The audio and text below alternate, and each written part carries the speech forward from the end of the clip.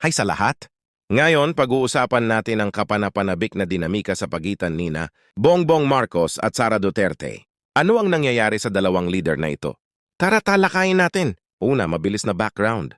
Si Bongbong Marcos, anak ng dating Pangulong Ferdinand Marcos, ay kasalukuyang Pangulo ng Pilipinas. Si Sara Duterte, anak ng dating Pangulong Rodrigo Duterte, ay nagsisilbing pangalawang Pangulo. Pareho silang nagmula sa makapangyarihang mga pamanang politikal, ngunit may mga tensyon sa kanilang relasyon. Ngayon talakayin natin ang mga hidwaan. Kamakailan, may mga ulat ng hindi pagkakaintindihan sa mga pangunahing polisiya at isyu ng pamahalaan. Itinuro ng mga kritiko na ang kanilang magkaibang lapit sa mga pambansang usapin ay nagdulot ng friksyon sa kanilang mga administrasyon. Ang reaksyon ng publiko ay halo-halo. Ang mga taga-suporta ng parehong leader ay nag-aalala tungkol sa kanilang kakayahang magtulungan, habang ang iba naman